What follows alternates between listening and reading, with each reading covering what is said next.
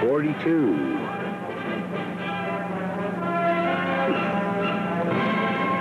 Some of the troops practice diving for foxholes. Not very good actors to lose their helmets as they dive in.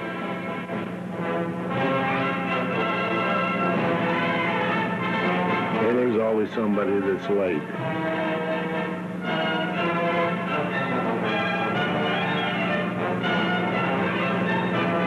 Clean up. And taking advantage of a newly discovered item of Australian invention, a water bag.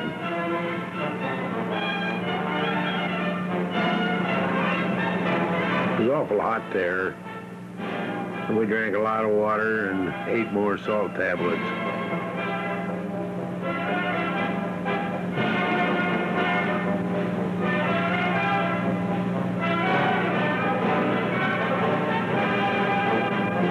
Always clowning.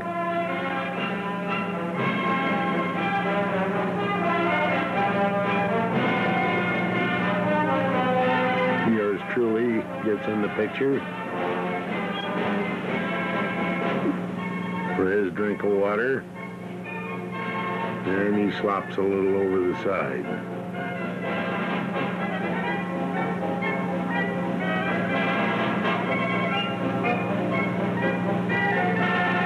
Beer ration, biggest bottles of beer we'd ever seen, 8%.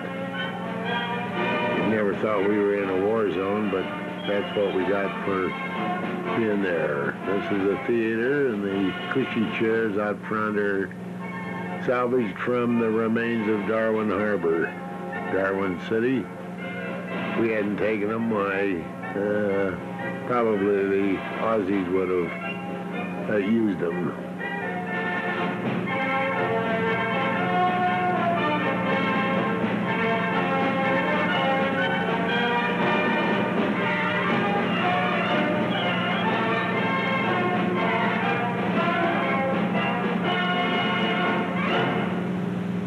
My dark room was a great affair. I could take pictures outside.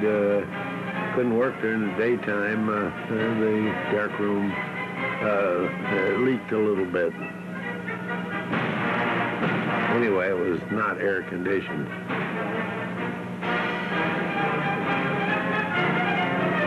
I think all we did was drink beer. The only time I got the camera out was when we were having fun. Wasn't very often.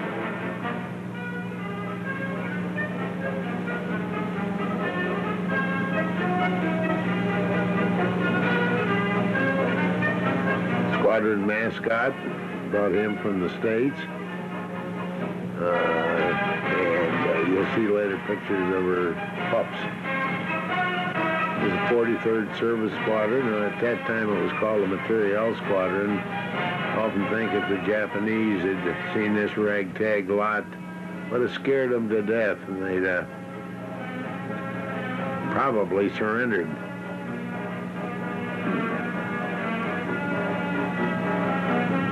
Most of us could keep step if we wanted to.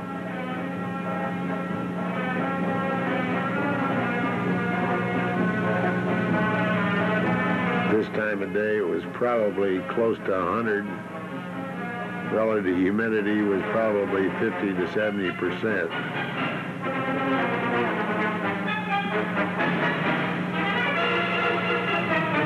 We knocked off at lunch about 11 o'clock and didn't go back to work until 1:30 in the afternoon because of the heat.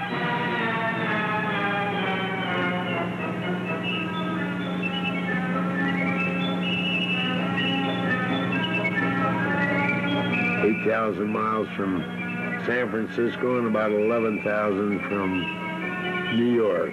A long ways away. This shouldn't have been in here. It was a test. Disregarded.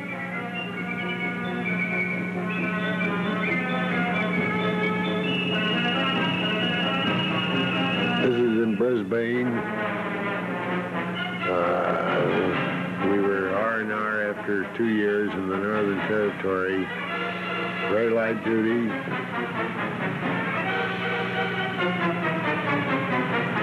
Lots to eat. These are cooks and KPs. That's a mess sergeant. Had to be good to him and always take his picture. That's where I got my film. Developed the ice to develop the film, I should say. That'll be nice to him. He got all the free photo finishing available, no charge.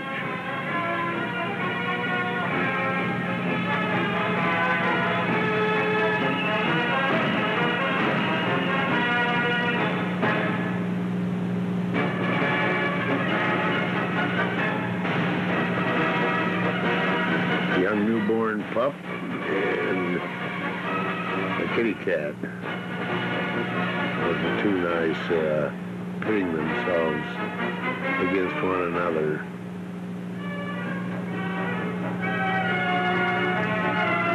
Light duty, as I said, consisted of sitting around playing cards.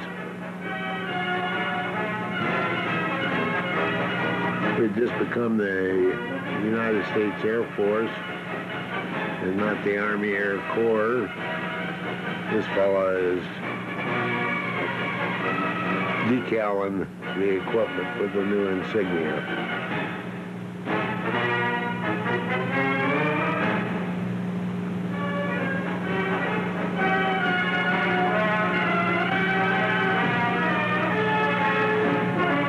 A P-40, judging by the belly tank on it, it came from quite a distance, just wasn't up in the air doing touch and goes. We always watch these fellas come in.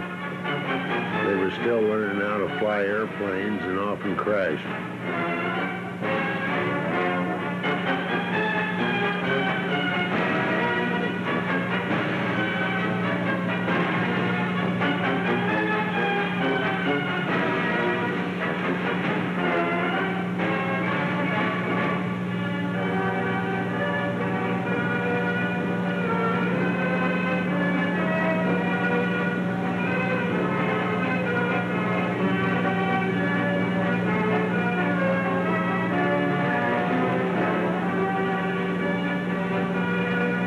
Australian aerodrome at Amberley, which American Air Force had. The Australians were still in North Africa. They had trained here. There we go. There's a C-47. You'll notice the moon to the left. Goes through the pictures. Strange thing in the southern hemisphere, if you look at the moon on a full moon, it smiles at you. The northern hemisphere, it frowns at you.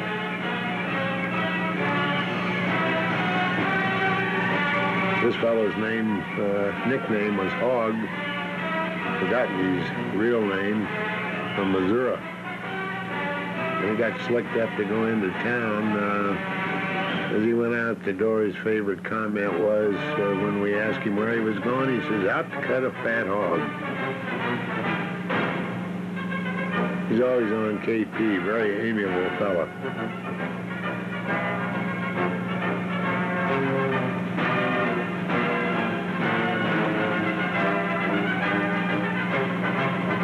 USO troop. Never did see Hollywood stars or anyone of any notoriety, but it was free and you got to look at it. Wasn't too bad.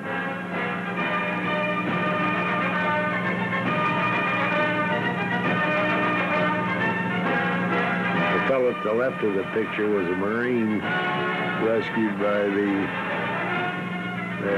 Air Force from some obscure island. The only transport was to Brisbane. While he was waiting, the officials were trying to figure out how to get him back to his outfit.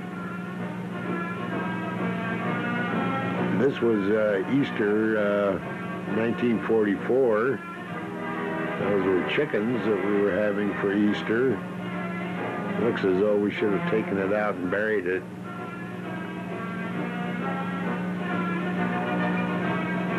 However, we all got slicked up, except those that were on duty.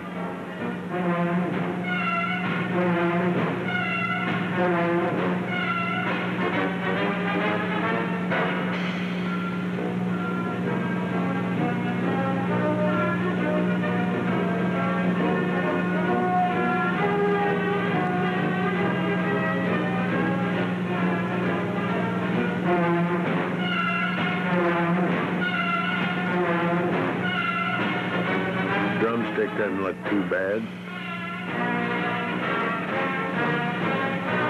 Everybody always clean their mess kits after a meal like this.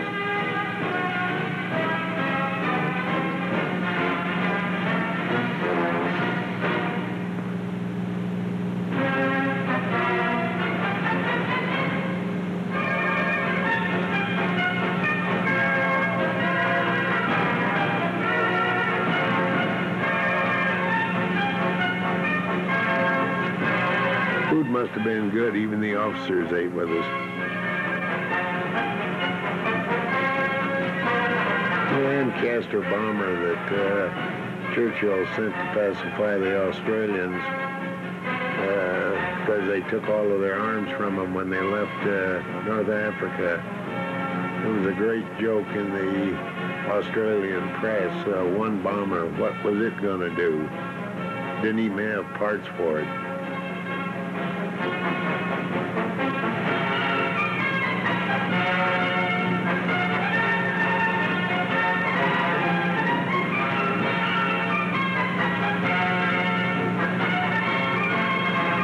This is Townsville. Towards the end of my tour of duty, we moved there in preparation for the Philippines. There was no housing for us, so we had to take over and build some warehouses to sleep in. Too hot for me. I fortunately got a tent to sleep in.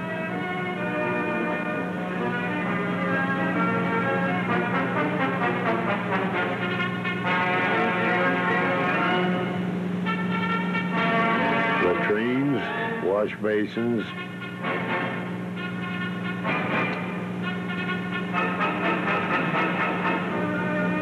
and the general area. Everybody's laundry was hanging out for one reason or another. It's payday. No one missed payday. Of course, we had no place to spend the money.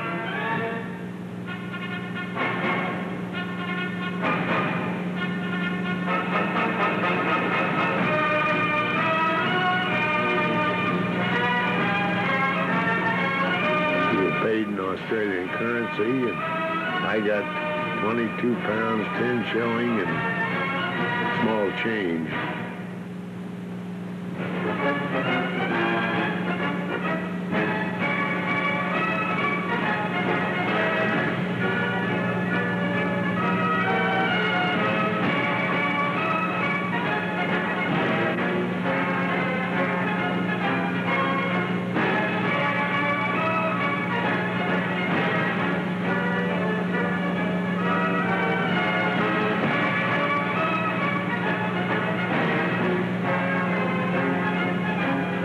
What to do with all this money. Everybody stood around figuring out what kind of a crap game they were going to get into. This fellow was the squadron loan shark. He held court to those that owed him money shortly after payday.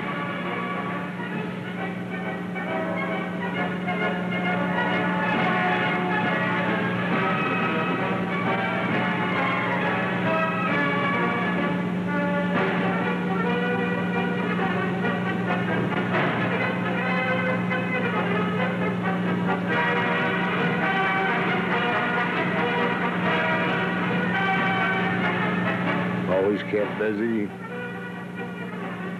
playing a little football.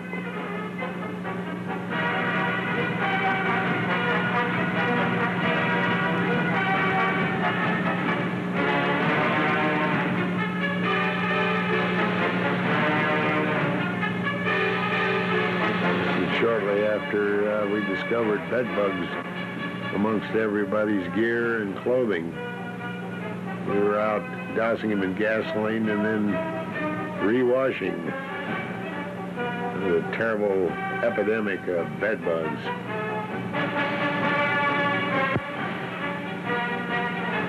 Half the fellas played football while the other half were undressed, doing their laundry, and then we switched around. They cleaned up and the other fellas played.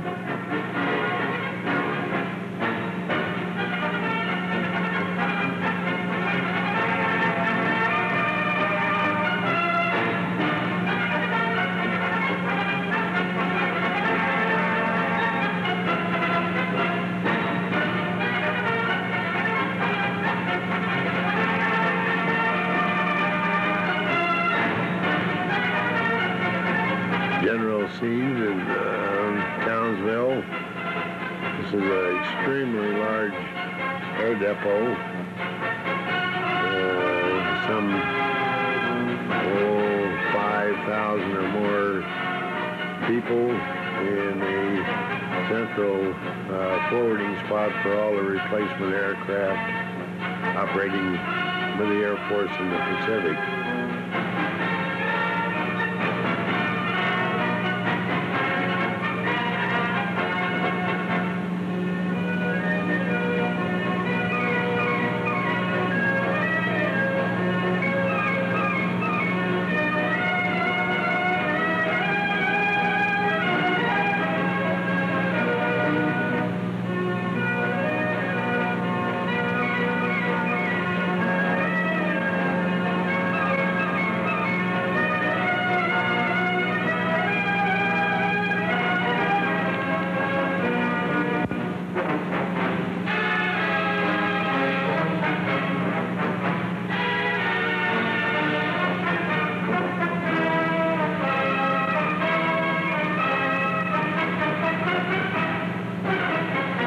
General scene down through the camp, the main road.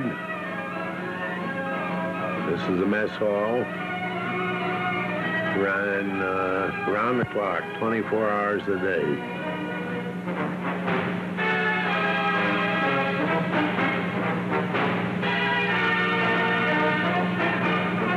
Looking at these pictures, unusually good color. It was shot in 1943, 44, and the colors held up quite well. Some of the black and white had been processed in a field lab, and the processing was pretty crummy.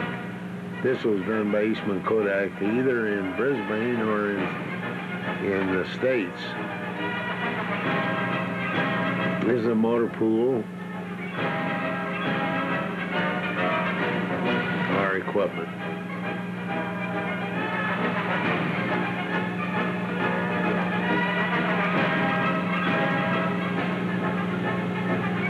A rodeo, Australian style.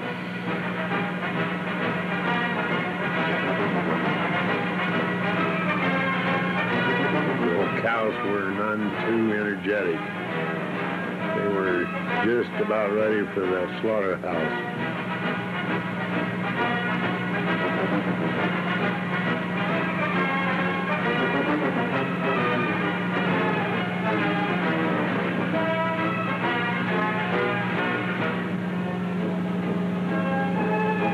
Yeah, these were darn good riders, or a poor bucking horse. Baseball game, I learned never to shoot a baseball game this way in my filming career. A little jerky, but it was fun.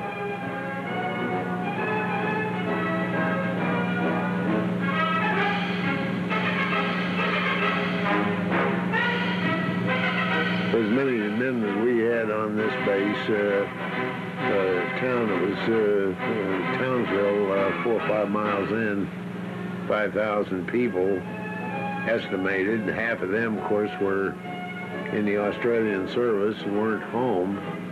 There were none too many young ladies left to court.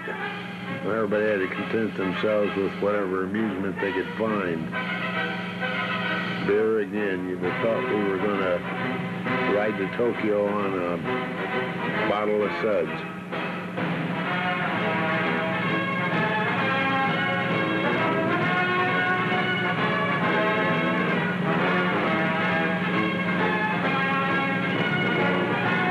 Fellows that were lucky to find some Air Force women who were stationed on in our area.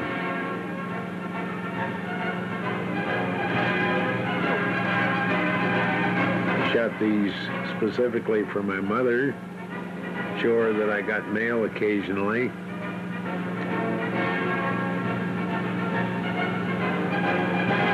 Setup. I mailed this film home, but my mother never did see it. For some reason or another, the censors kept it.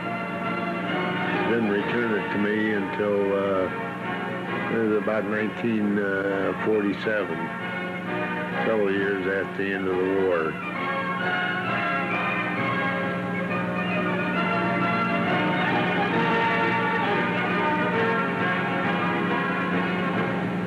You had to be very careful to sort your mail out according to date, periodicals, newspapers, and so on, and then read one daily because you only got mail once a week, 2 weeks. Sometimes a whole month would go by without mail.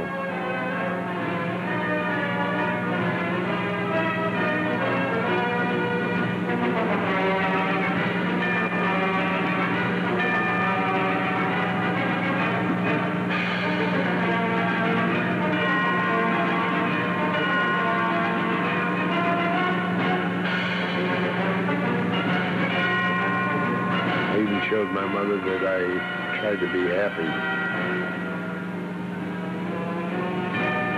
More suds. A hogshead of beer.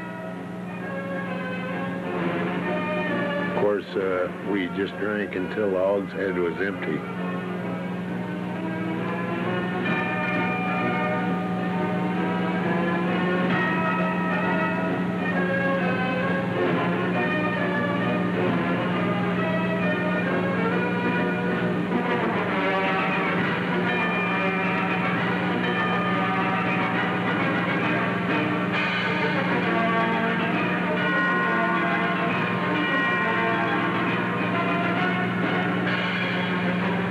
Softball team, of course, ready to sally forth to defeat some other outfit.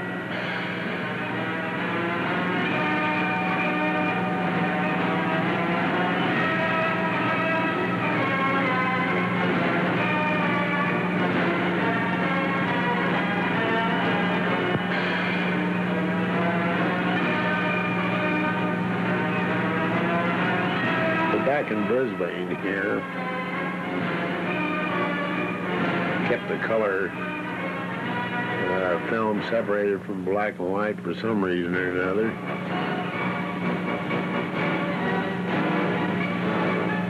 First Coke machine arrived in Australia. We drank ourselves to death on Cokes. Terrible Coke Jags.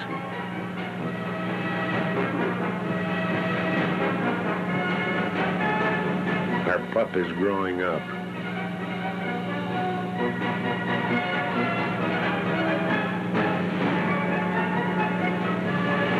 More of the barracks. Hammerley Aerodrome, as the Australians called it.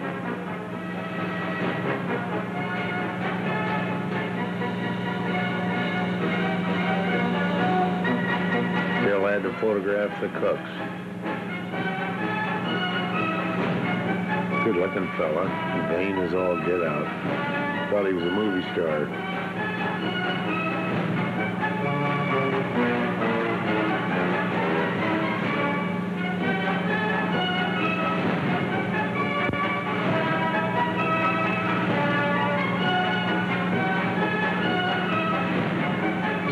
Australia. Scenes of downtown Sydney from King's Cross. And there's the famous bridge. Aussies were very proud of it. Biggest cantilever span in the southern hemisphere. We're back in Brisbane again after they leave in Sydney. I'm all slicked up to go to a wedding. One of the fellas was marrying a local girl, and being nothing else to do, we all went.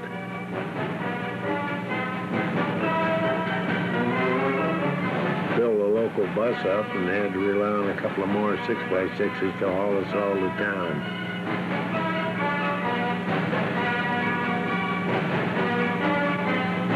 B-25s getting refurbished after heavy action in the Pacific. They'd fly them in, get them cleaned up, refurbish them, and put all the new modifications. And if you notice, the nose of this B-25's got a round hole. That was a 75 millimeter cannon. PBYs, Air Force operated their own air rescue. Don't think the Navy appreciated it, but there they were. Fighter planes lined up with a big push in the Philippines and further north. The main taxiway and B-24 getting its landing gear and so on serviced over the crane.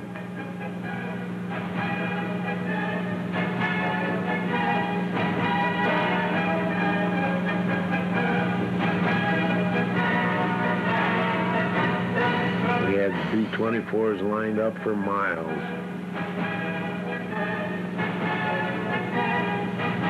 And the main drag to downtown Townsville. Farmer's Department Store in Sydney.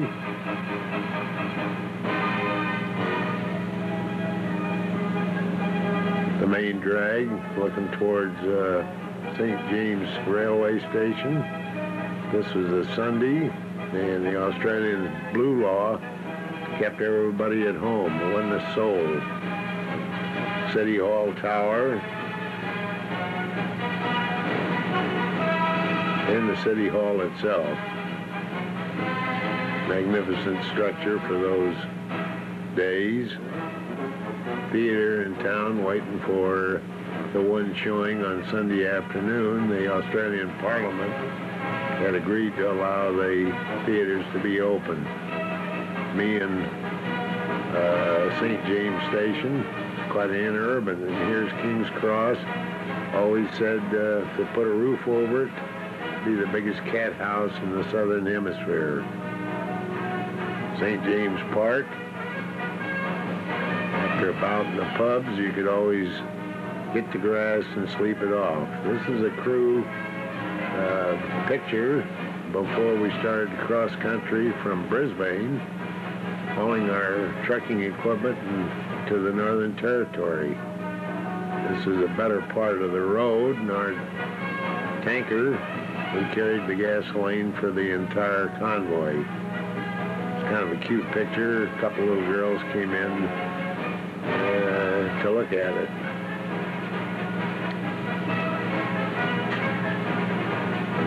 That's a picture in the middle of Australian desert, turning north to Darwin. These were a few girls that should have been back in the scene earlier in a small town before we left civilization. We're on the road, driving, took 5 weeks. Thought we were never going to get to the territory, about 2,000 miles. Our commanding officer had tried to ride a horse at a cattle station and in a camel wheel and got tossed on his head. We dropped him off at Burnham to go to the hospital. On the way, the area suffered the first rainfall in 7 years. Several inches fell, and we had a terrible time getting through the mud. Tankers we were pulling, we broke our rear axle, and the wrecker had to tow him the rest of the way. We're in Burnham, getting ready to load the equipment on a narrow gauge railroad. Part of it went by rail. Oh, here were some of the natives drifting loose. They were leftovers from the overland telegraph some 30, 40 years earlier. This was the railhead which we loaded the trucks in, the engine that towed them up to Darwin.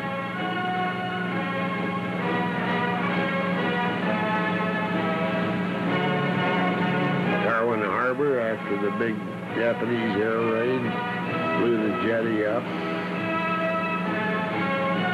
Bank of New South Wales is obviously out of business. The hospital survived the initial attack, but shortly after I took this picture, the Japs put a 600-kilogram bomb in the front door. Part of the International Aerodrome at Darwin. Another bank out of business.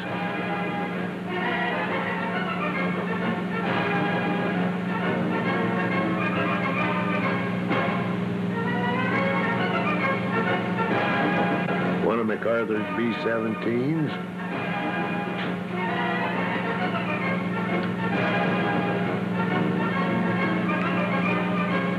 A Jeep. Everybody had to have a Jeep. Doing my laundry, Adelaide Creek. We supported an American fighter squadron. This is a Wallaby. A baby sleep every night in a boot. His tail straight up in the air, nose down in the toe of the boot. The highway during the wet season, I had to make a wooden road, and anthills, anthills, anthills, everywhere. Also another one of the natives brought him down with a rifle shot. You can see the hole in his wing. Went out for a crocodile hunt, made a trap. Can't find the picture of the croc, but we got a little one. Australian Bren gun carrier, tooling down the road, raising dust. Safari for water buffalo. They've been imported by Chinese gold diggers early 19th century. This is another friendly wallaby.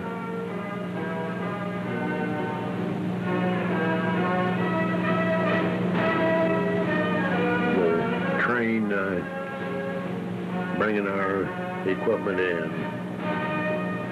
This is Fenton Field, about 70 miles south of Darwin, which is our main base of operations. And that's where I lived for 34 months. Our super dugout, spent lots of time in it. We're all sporting cigars. Beer and the tobacco was rationed, given out free.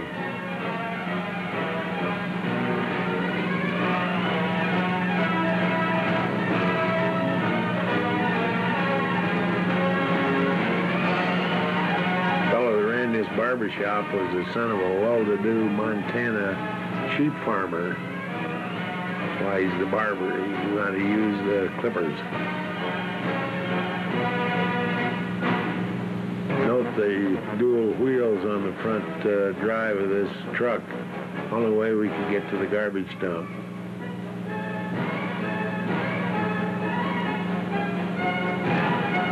If your watch quit working, the instrument shop. B-24 in a revetment, newly formed. This was probably New Year's Day or Christmas Day, 1942.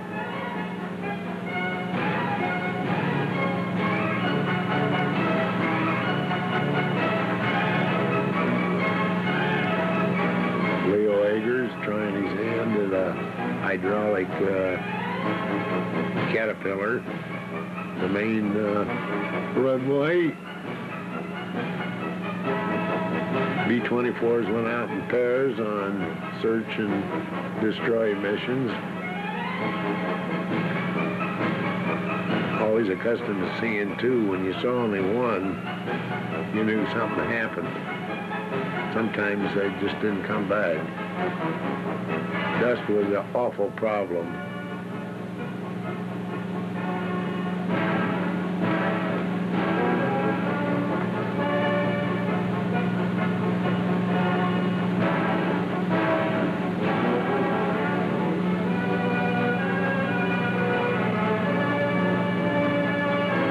Filling in the road after the rains.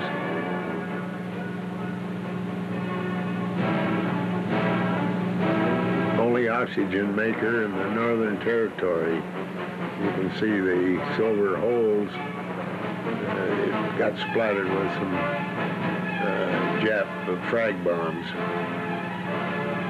These are some U.S. senators that visited. Of course, they had to get in the picture. And, of course, the fellas also. Happy Chandler there on the left. He formerly later became commissioner of baseball.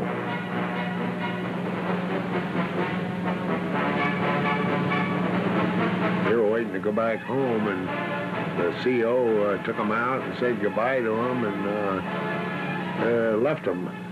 So we entertained them, taking pictures and glad handing. Finally ready to get on the plane. Safe way to keep a gasoline tanker from getting blown up is put it in a hole.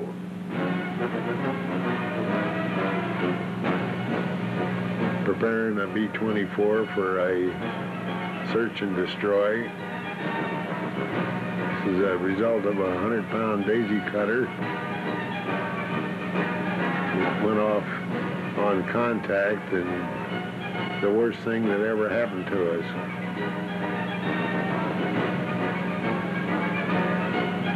Be in a foxhole.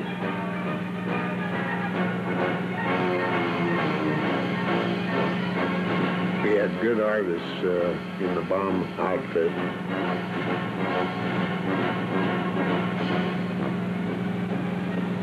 Installing nose turrets in the B-24s. The originals just had flux guns in the nose. Tent stakes, we had to import regularly. The termites ate them up as fast as we could fly them in. They finally got metal ones. And this is a billy pot, Australian term for having coffee. The little moth airplane was a Meddy's fate on their runway. Brought the mail to us. This is an Australian two-up game.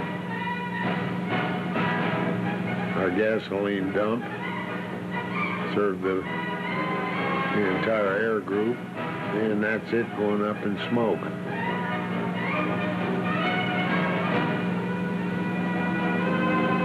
More smoke. You'll notice the barrels that we all had to rescue out of the dump before it really got so bad. Couldn't get close to it. This raid put us out of business for almost a month before we get some more fuel in. Only thing we saved is what you see on the road. And we had emergency stocks also went up. Bad show that day.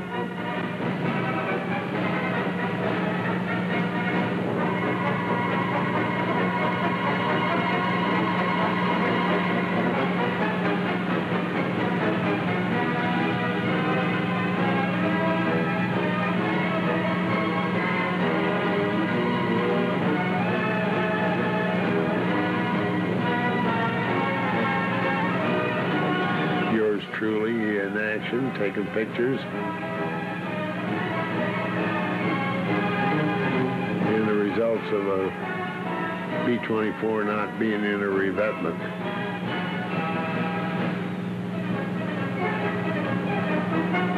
During the bombing rate. A couple of mechanics trying to figure out whether they can fix this one. It's a 600 kilo bomb, and I'm down about 8 feet in the hole.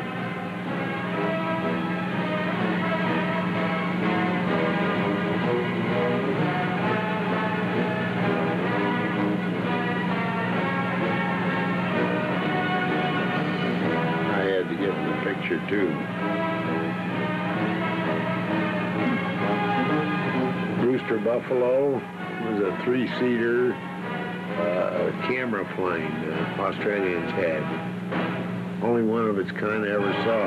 As a result of a B-24 trying to make our field after a flight, he crashed about a mile before the runway. These made it, but sort of fell apart on landing.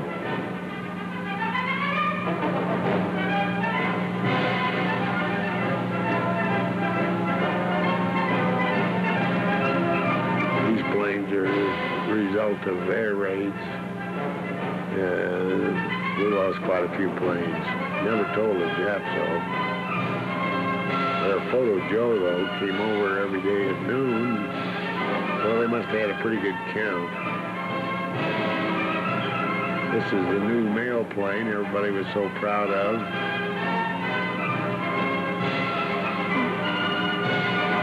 Until this happened. Never did get another one. Australians in charge of protecting this, a 90mm Beaufort, I believe it was.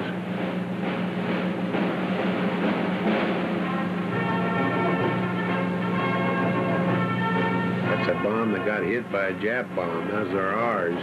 Just break apart. There's the old photo Joe. We finally got him one day. There was only these pieces left. This is the plane that got him.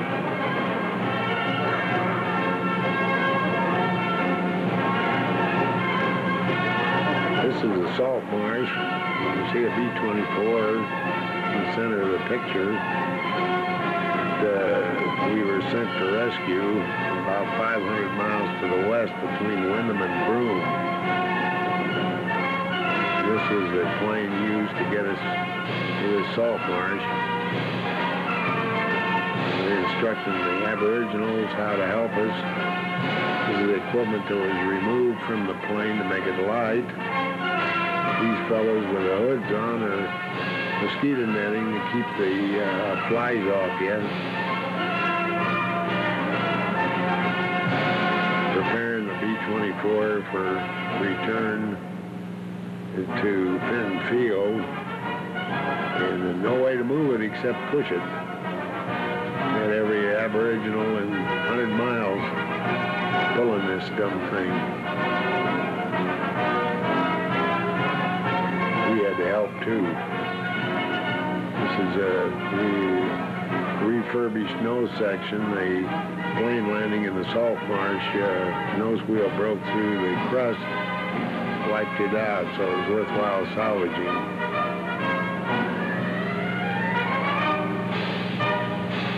Notice the flies on this fella. This guy, he's got a mud hair dress, a red mud he caked in his hair. More flies. The scarring on the back of this fella is tribal tattoo and markings of his early youth.